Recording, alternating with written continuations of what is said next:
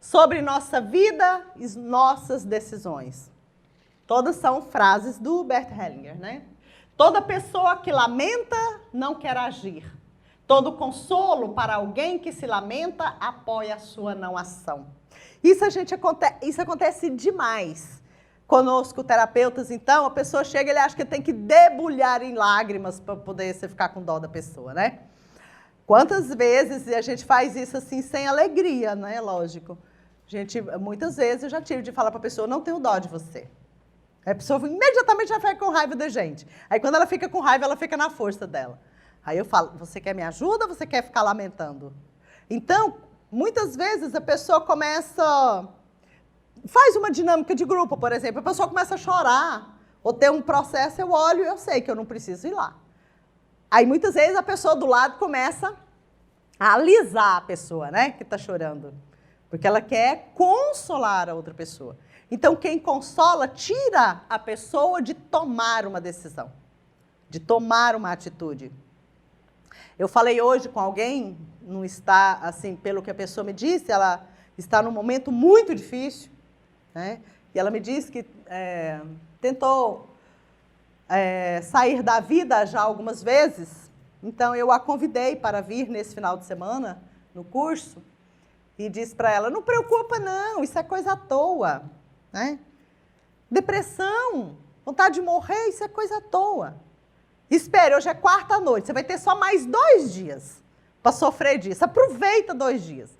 E sexta-feira à noite você esteja aqui e você começa a dar um outro passo. Então, eu tenho a energia que vai até a pessoa, tira ela daquilo. E ela sente que realmente ela pode resolver. Daqui 2 dias ela começa a fazer algo impactante, porque ela queria constelar e não tinha mais vaga. Então, é olhar para tudo com amor, para a depressão dessa pessoa, para o impulso dela de se matar. E a gente pensa, para onde está olhando o amor dela? Sem pena e também sem medo, mas com alegria e certeza de que realmente ela vem. E é como o Bert sempre diz para nós, você precisa acreditar no seu cliente. Porque aí você entrega para ele o que ele precisa e você se recolhe. Tanto é que todo mundo sabe, que depois eu não lembro das constelações das pessoas. No dia seguinte, eu já não sei detalhe, né? Se não for Alzheimer, é outra coisa. Se não for Alzheimer, é respeito pela história do outro que eu largo lá. O passo decisivo para o crescimento é aquele que, de repente, se encontra diante de sua impotência. Olho no olho e assume, aqui eu sou pequeno. Percebe? Aquilo que ele diz para nós, muitas vezes parece, às vezes até difícil de compreender. Então, muitas vezes, em várias linhas de trabalhos, e que são bons também, tem um movimento, você tem que ser forte, você tem que ser poderoso, né? Você tem que conseguir. Isso é ótimo. Mas tem hora que quando a gente debruça sobre a nossa impotência, aí tudo conspira ao nosso favor. É um movimento interno, mais além da inércia, não é ficar inerte. É simplesmente nos sentirmos impotentes diante de uma grande força que pode nos conduzir para um ótimo lugar, se a gente não atrapalhar. Então a gente precisa, muitas vezes, sentir, aqui eu sou pequeno. E sobre a felicidade é muitas vezes sentida, percebe como isso aqui é interessante? A felicidade é muitas vezes sentida como perigosa porque traz solidão. O mesmo se passa com a solução. É tida como perigosa porque traz solidão. No problema e na infelicidade temos companhia. Quem aqui tem problema? Levante a mão. Problema para resolver? Gente, tem alguns que não tem. Olha, que povo corajoso, né? Além de mim, tem algumas pessoas que têm problema para resolver.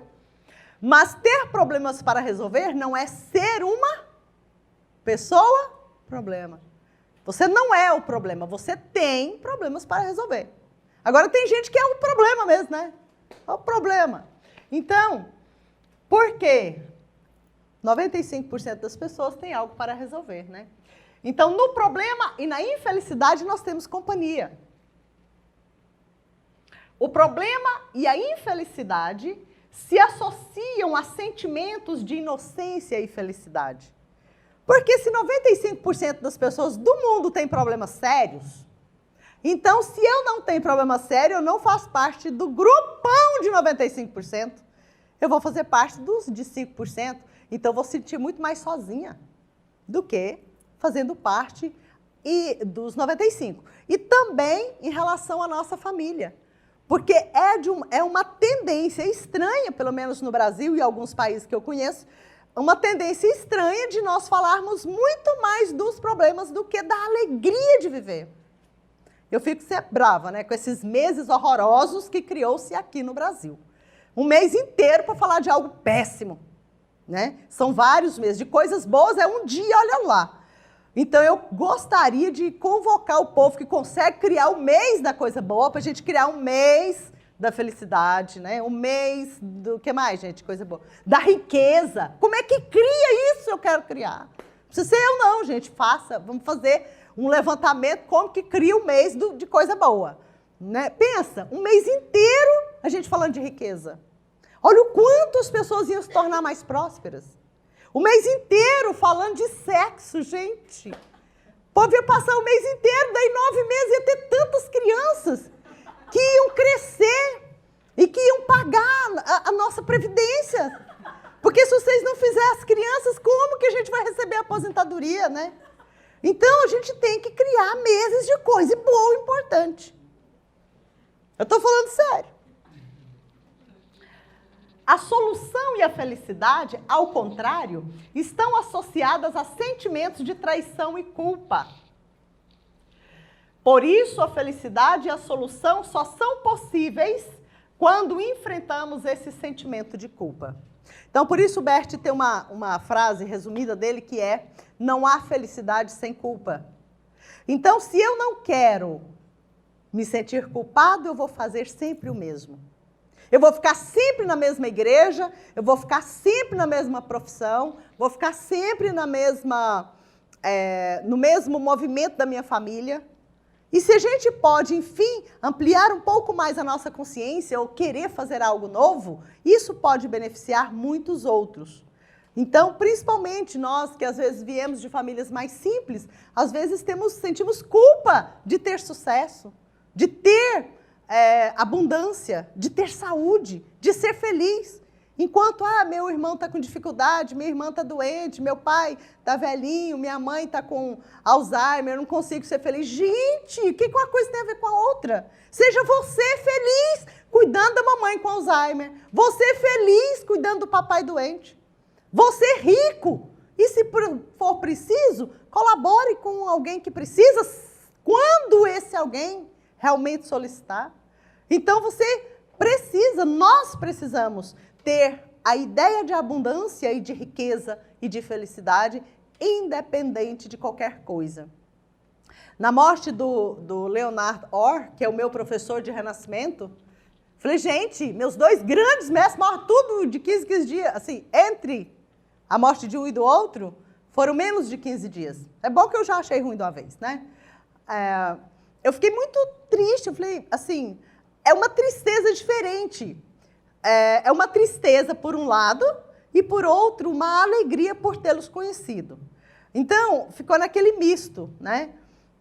Eu fiquei uns 2 dias, assim, com um sentimento dentro de mim. Mas eu penso, se fossem minhas filhas e eu morresse, eu ia querer que elas ficassem tristes? Não. Eu quero que elas vão lá, faz a festa do meu velório, me entrega para a faculdade ou enterra, queimado não. Queimado não. Ou faça alguma coisa, né? E vão cuidar das suas vidas, e vão ser felizes a partir da minha ida, tá tudo certo. Então, a gente precisa agir da maneira com que a gente gostaria que as pessoas agissem, né, conosco. Sobre atuar numa constelação, como ajudar? Um constelador deve de ter claro que a felicidade se logra quando primeiro se vai até a mãe. Então, a maioria das pessoas, a maioria, não são todos, a maioria das pessoas que fazem a primeira constelação, ele vai cair lá no problema dele com a mãe e com o pai. E tem gente que acha que é só isso. Não, não é só isso. Muitas vezes, a maioria dos problemas tem a ver com isso. E tudo começa a acontecer melhor a partir disso. Então, esse é um ensinamento que ele trouxe para nós. Não esqueça, se o cliente fala que ele está com problema com o marido, se ele tem dificuldade com o filho, quase sempre vai chegar lá no problema com a mãe. Então, é um ensinamento que ele disse para nós. O constelador precisa ter isso claro, que o primeiro passo para o nosso cliente se tornar feliz é ir em direção à mãe. Outra frase dele, da colocação familiar resulta uma imagem. Esta imagem penetra profundamente na alma. De repente a alma vê. Esse é o caminho. Então, a alma que vê é tanto do constelador quanto muitas vezes do cliente. E lembre da história do sábio. Quando alguém me procura, eu vou para um lugar. Então, o constelador ele precisa estar ali, nesse silêncio, como ele falou numa outra frase anterior, né? A sabedoria vem do silêncio. Então, nesse movimento, a nossa alma vê o que está acontecendo. Por isso que, para se olhar para uma constelação, o constelador, se for permitido, ele vai e faz um movimento e ele se recolhe. O constelador não pode ficar montado em cima da constelação da pessoa. Às vezes, eu fico ao lado porque eu estou dando uma palavra, uma frase, mas a gente coloca um movimento e se recolhe para que a nossa alma possa ver.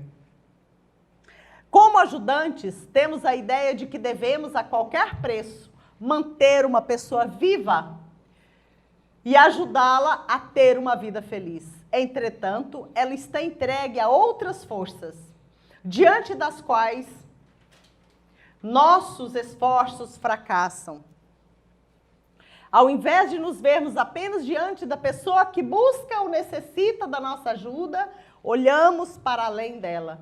De repente, sentimos que há outras forças em ação, que são maiores que nós. Aqui ele diz como consteladores, né, como terapeutas. Aí nos acalmamos muitas vezes. Também conseguimos olhar de outra maneira para a criança sem preocupações. Ele fala para a criança porque as questões, por mais que a gente tenha 60 anos sentado ali naquela cadeira, a parte nossa que está com dificuldade, com o problema, é a nossa parte criança. Por isso que ele diz assim. Então, a gente precisa se aliar com o sistema do nosso cliente. E dessa força que vem. Por isso que quando a gente fica brava, gente, não sou eu que estou brava. É o sistema. Uma boa desculpa para eu ficar brava, né? Mas não é isso não, é do sistema mesmo. Né? Quem me conhece aqui constelando e conhece fora daqui, né? Duas situações totalmente diferentes. Todo o completo é silencioso. Provém do silêncio e regressa a ele. Porque todo o centrado, por estar completo, permanece silencioso. Fácil, né, de compreender o que ele quer dizer para a gente, né? Simples. Por tudo isso e muito mais, estarás para sempre em nossos corações e nossas almas. Você transformou as nossas vidas. Com tudo que aprendo contigo, sigo ajudando centenas de pessoas a se alegrarem com o profundo movimento do existir. Muito obrigada, Bert, professor e mestre querido. E eu vou convidar vocês a um minuto de silêncio pela morte dele.